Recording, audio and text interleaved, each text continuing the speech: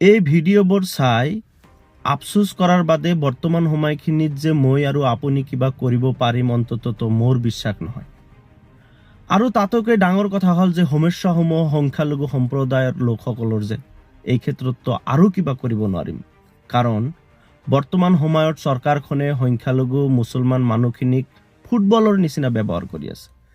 যি ধৰণৰ উচ্ছেদ অভিযান চলাই আছে, এই উচ্ছেদ অভিযানে national rehabilitation and resettlement policy 2007ক ভায়োলেট কৰি আছে, মানুহৰ মৌলিক অধিকাৰ খৰ্ব কৰি আছে, ভাৰতৰ সংবিধানৰ আৰ্টিকেল 21ক ভায়োলেশ্যন কৰি আছে।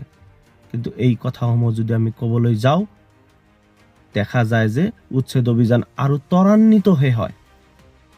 গতিকে আমাৰ সমস্যা সমাধান হোৱা ইমান সহজ নহয়।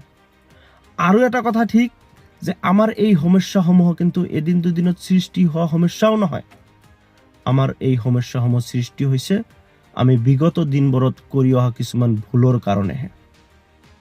আমাৰ এনেকুৱা এটা আমি জাতি, যি জাতিয়ে আমাৰ নিজৰ ভাষাক আমি বিসৰ্জন দিছোঁ, আমাৰ ইতিহাস আমি নাজানো, আমাৰ জাতিটোক আমি উপযুক্ত শিক্ষাই শিক্ষিত কৰিব পৰা নাই। গতিকে সমস্যাটো আমাৰ হ'বই।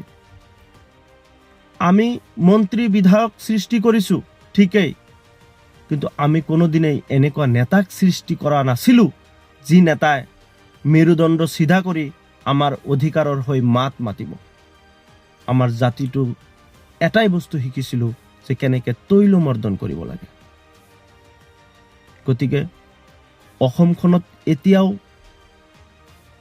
সংখ্যালঘু মুছলমান মানুহৰ সংখ্যা 34%তকৈ অধিক।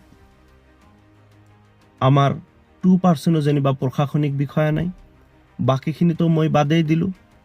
আমি যে শিক্ষা গ্ৰহণ কৰিছোঁ, আমাক এটাই বস্তু শিকোৱা হৈছিল যে কেনেকৈ শিক্ষা গ্ৰহণ কৰি শিক্ষকৰ চাকৰিটো লোৱা যায়, তাৰ বাদে আমাক একোৱেই শিকোৱা নাছিল। গতিকে এই ভুলসমূহৰ পৰা কিন্তু আমি শিকিব লাগিব। আমি আমাৰ নতুন প্ৰজন্মটোক অনাগত দিনসমূহৰ কাৰণে আমি উপযুক্ত কৰিব লাগিব। আমি আমাৰ নতুন প্ৰজন্মটোক আমাৰ ইতিহাস সম্পৰ্কে জ্ঞান দিব লাগিব। আমি আমাৰ প্ৰজন্মটোক আমাৰ অধিকাৰৰ বিষয়ে কেনেকৈ মেৰুদণ্ড চিধাকৈ মাত মাতে এই বিষয়ত আমি শিকাব লাগিব। আমি তৈলমৰ্দন পাহৰি যাব লাগিব, তেতিয়াইহে আমাৰ সমস্যাসমূহ সমাধান হ'ব।